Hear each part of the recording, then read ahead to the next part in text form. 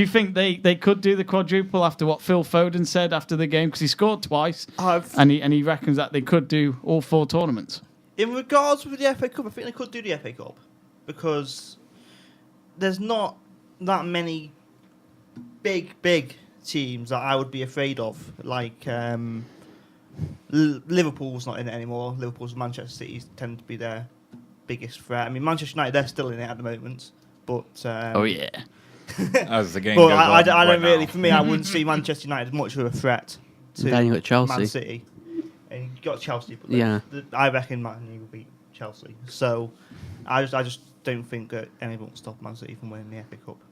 Personally, Conor, I'd just like to remind everyone this show is going out half an hour into the Chelsea Manchester United game. So the fact they said, Manchester United are going to beat Chelsea easy, they could be 3-0 down at this point. You never know. I'll vouch for that because you just never know. Yeah. Stamford Bridge. or they could be 3-0 up. Yeah. So, but yeah, going on Adam's point, certainly City, Manchester United, and Chelsea now have the best opportunities to win the FA Cup, and then after tonight's game, it'll be either Manchester United, Chelsea, and City. But yeah, it depends on the situation there. Can City go on and win the quadruple? Or if the draw's kind for them, then they'll be all right. But by the end of the week, they could already have. By the time we come back onto the show next week, they could already have one cup either in their hands or out, depending on how they do against Chelsea in the League Cup final. But yeah, they perform well against Newport. I think Phil Foden definitely deserves more for chances now moving forward. Good play. It's difficult to remember though sometimes that he's only 18 years old, so still. But again, still needs time you don't to develop. have to spend money. He's a good player. Time at Man City, I think he should go out on loan somewhere. I wouldn't give him time. I disagree. I don't think so. I think if he goes out on loan, I feel like that's the end of it. Yeah. For any player at a big club. So I'm going to have to disagree, Adam, and think first team football regularly next season, maybe, if there's a spot. It just seems to me a bit like he's played against Newport. He's made a name for himself a bit against Newport, scoring a couple of goals and playing distinctly average for me because I didn't see him as much of a decent game in that, to be honest. So for me, I lend him out to the likes of Championship clubs or even. I think he's bigger than a Championship club. I reckon he should go to I can't see him being at Southampton on loan. First team in the Premiership at the moment. See, I think quite the opposite to that. My thinking is you're at a football club now with arguably the best club that English football has ever seen in terms of production of what they're able to do. Last season getting the 100 points in the Premier League over the course of the 38 games. Didn't win the treble though, did they?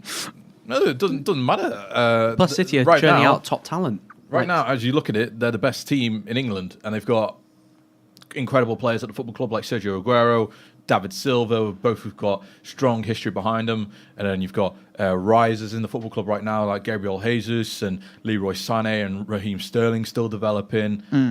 So for me, it's the right environment for a player like that to be in because it can help him, reach the standard of football that we expect him to be, by the time he is 24, which is in 6 years' time.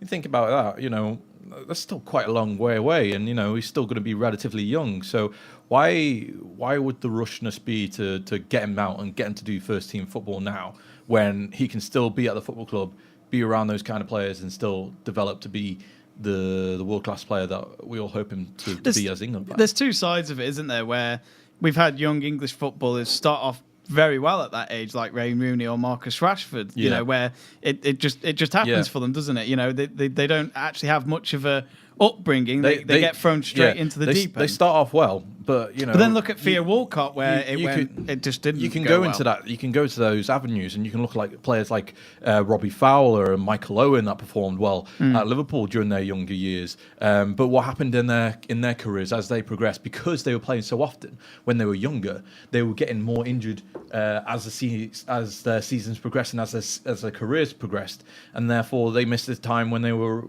were older. Could have been more effective and have bigger careers in that way.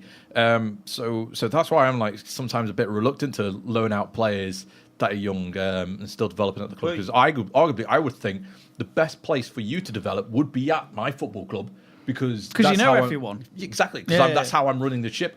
I'm going to be seeing you playing under my tactics, and I expect to be here for a long time. So therefore, the younger you get a grasp of my tactics means the better chance that you have as a player to get into my first team and play in my first team more often. If I'm sending you out to Cardiff to go play under Neil Warnock, and in a relegation battle, I don't understand why would you set back a player 6 months just for the sake of he's got a couple more appearances to his name. I just don't get it. We've argued about this about Chelsea, haven't we? With them sending out 42 odd players on loan, it could be even more than that. Yeah. And it's in my eyes, I don't think it's working, and they are at a moment where they're in crisis, Chelsea, where they can't decide what their season's going to end with at the moment. But anyway, we'll talk about Man City still because we're on about the quadruple. Yeah.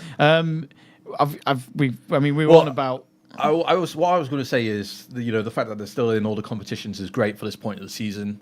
It shows that they've got good, strong strength and depth, which is what Pep Guardiola has been looking to build on since he's ever arrived at that football club.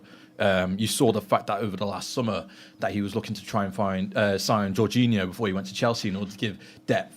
He's dodged a bullet there. At the defensive. Well, no, not in the sense of the dodged the bullet there, because Jorginho is still a great player. And he's been played in the wrong position. Well, it's not that he's been played in the wrong position. It's that someone else is better on the team in that situation at Chelsea and Kante. But that's a different story. He's got the strength and depth. Mahrez is even breaking into the team because of how strong that Leroy Sané and Sterling have been. Gabriel Jesus is still waiting on sidelines because Aguero has managed to adapt himself to become a better player. And you go further into the midfield. Players like Gundogan don't even play every single week. Sometimes for City, David Silva as well in there. Kevin De Bruyne. It's scary, isn't it? How it's not always Kevin De Bruyne anymore, is it? And they still play very well. So when you look at it, you have to look at the achievements really as to where this City team would rank amongst every other team that has accomplished great things in English football history. You got 99 Manchester United squad that won the treble. Then you got 2004, Arsenal, 2008 United, Arsenal Invincibles. And also you got the City team from last season as well that got the 100 points. That would definitely, if they were to win the quadruple, it would be the first team ever in English football. Before we wrap up, just a yes or no. Connor, can they do the quadruple Manchester City? They were in the same position last season before they played against Wigan in the FA Cup and Will Grigg scored. Oh, yeah. So I don't think they're playing against Will Grigg anytime soon. So I think still got a good chance. But I want to ask you something as well. I want to ask you, if City do win the quadruple, is it now a power shift in terms of football hierarchy in Manchester, with Manchester City being on top of the game? Can you say that in English? I see your answer. No need. No. You can move on now. No. You can move on. No, just tell me. I want to understand the question. Is Manchester City the better football club in Manchester than Manchester United if they win the quadruple this season? As in currently or all time? Currently. Oh, yeah, currently, yeah. Obviously. I would have told you that before we even discussed this. Adam? Yes or no? I don't think they can do, no. They haven't got the depth in the squad. Really? Oh, right, okay. Despite everything that Connor just said. Okay, go on, Luke. No, I don't think they will. I don't think they'll win the Champions League. Is it because Liverpool are going to win the league, yeah? I don't know about that one. Don't know about that one, but I don't think they'll win the Champions League. I think Juventus will win that.